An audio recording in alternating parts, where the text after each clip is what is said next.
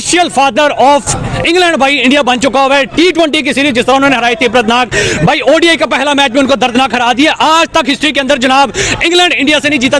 White ball game और another one sided affair, क्या कहेंगे इस मैच के हवाले से मोहसिन भाई? बहुत ही पुअर शो रहा इंग्लैंड का ओवरऑल। सबसे जो बेस्ट इनिंग्स थी आज वो थी अय्यर की, क्या जबरदस्त उनका कमबैक हुआ है। और उससे पहले definitely credit goes to bowling and fielding unit, कप्तानी को, कि जिन्होंने ऐसे टोटल पे रिस्ट्रिक्ट किया इंग्लैंड को कि उसके बाद मैच आसान हो गया। ने पहले मैच के अंदर इंग्लैंड को आउट प्ले करके रख दिया। कोई एक ऐसा मोमेंट नहीं है कि यहाँ पे आप कह सकते हैं कि इंग्लैंड ये मैच को जीत रहा था। बिल्कुल पूरे तरीके से डोमिनेट किया, आउट प्ले करके रखा और चैंपियंस ट्रॉफी के अंदर ये बता दिया कि हम एक दफा फिर से एज फेवरेट आ रहे हैं इस टूर्नामेंट के अंदर। वैसे तो स्ट्रेट फॉरवर्ड चेज रही एक तरीके से, क्योंकि जब रोहित शर्मा और यशस्वी जायसवाल बैटिंग कर रहे थे और जोफ्रा आर्चर बॉलिंग कर रहे थे, लग रहा था बड़ा कड़ाके का मुकाबला इंग्लैंड यहाँ खड़ा कर देगा। लेकिन भाई साहब उसके बाद आया श्रेयस अय्यर और श्रेयस अय्यर ने इस गेम को एक साइड में करके रख दिया। We talk about the impact and this was the impact on the show.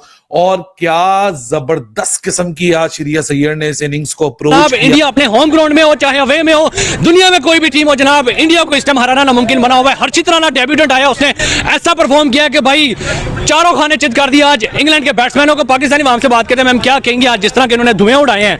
आज ना बैट्समैन चल पाए ना बॉलर पर चल पाए। आज इनकी पूरी टीम एक अच्छे आगाज के बावजूद एक मौका था कि 8 ओवर्स में कोई 75 के करीब रन थे, कोई खिलाड़ी आउट नहीं था।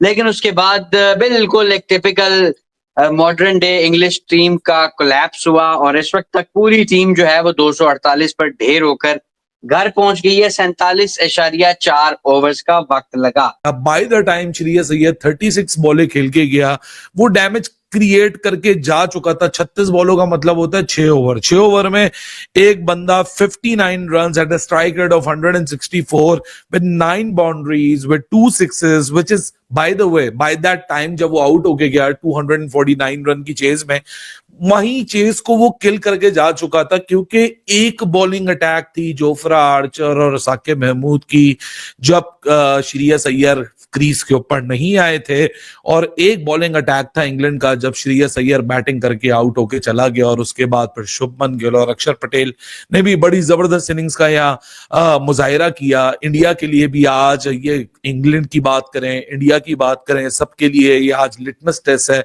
क्योंकि हम अब सब बढ़ रहे हैं चैंपियंस ट्रॉफी की तरफ और हर किसी का मुकाबला है। 8 बेस्ट टीमों का मुकाबला। तो आप सबको पता है कि फॉर्मेट ऐसा है कि हर मैच ही नॉकआउट होता है और हर मैच के बाद अगर आपके मतलब का रिजल्ट ना जाए तो फिर आप दूसरे कहते हैं कमबैक करने का मौका उस टूर्नामेंट में और दूसरे चांस मिलने का मौका आपको बहुत कम मिलता है। मतलब कि मैं क्या ही बोलूं कि हर बंदा, इस टीम का हर बंदा बैक इन फॉर्म आ जाएगा बिफोर 23rd अगेंस्ट पाकिस्तान के जो इनका मैच है ना 23 तारीख के मैच से पहले तक हर बंदे ने फॉर्म में आ जाना है। अभी मैं सुबह हर्षित राणा की बॉलिंग देख रहा था, जडेजा की बॉलिंग देख रहा था, अब शुभमन गिल भी फॉर्म के अंदर आ गए। रही सही कसर पूरी होकर रहेगी कि शुभमन गिल जो कितने अरसे से आउट ऑफ टच एक तरीके से था, कह रहे थे वो टीम में भी नहीं होना चाहिए, जायसवाल को खिलाएंगे। अब उसने 87 मार दी, वेल डिजर्व 100 उसने मिस किया। मैं तो चाहता था कि वो 100 करे। अच्छी खासी बल्लेबाजी की, बड़ी शानदार बल्लेबाजी उसने की, वो भी फॉर्म के अंदर आ गया और ये खतरे की घंटी बज चुकी हुई है। वो इसलिए क्योंकि आपके सामने चैंपियंस ट्रॉफी और आपके जो की प्लेयर्स हैं ना यही है। शुभमन गिल हो गए, विराट कोहली हो गए, रोहित शर्मा हो गए, जिन्होंने लीड करना है। तो शुभमन गिल ने जो रन्स किए उससे साफ दिख रहा है कि शुभमन गिल जो है ना वो फॉर्म के अंदर वापस आ गए। और मजे की चीज ये है कि behind the scene, behind the camp हम आपस में यही बात कर रहे थे। फॉर इंडिया 4 विकेटों से जीते हैं, लेकिन ओवरऑल इंडिया कभी ऐसा लगा नहीं कि हाँ ये इस मैच में जरा गड़बड़ हो सकती है। ऊपर से ओपनर दोनों आउट हुए, उसके बाद बड़ी शानदार पार्टनरशिप।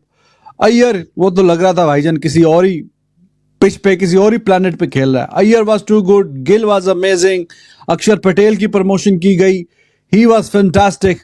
350 आई और टोटल जो है वो पूरा हो गया। 221 पे 3 आउट थे, तो ऐसा लग रहा था कि ये बिल्कुल 6-4 4 ही आउट होंगे, 3-4 और ये जीत जाएंगे। लेकिन 6 विकेटें गिर गई at the end of the day. 4 wicket से विक्ट्री अपने नाम की है।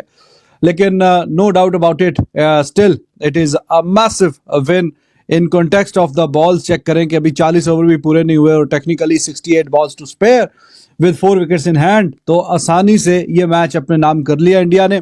काफी पॉजिटिव्स हैं इंडिया के लिए। हाँ, कुछ कंसर्न भी है कि रोहित शर्मा के बल्ले से जरा रन आ जाते तो अच्छा हो जाता, लेकिन वो जरा हमें नहीं देखने को मिले। लेकिन ओवरऑल पूरे अगर मैच में हम देखें तो इंडिया ने with the ball with the bat dominate किया इंग्लैंड के सामने, और कहीं ना कहीं चैंपियंस ट्रॉफी से पहले हमें पता है कि बड़ी वाइटल है ये सीरीज, और इंडिया ने एक खतरे की घंटी तो कहीं ना कहीं बजा दी बाकी जो टीमें हैं उनके लिए।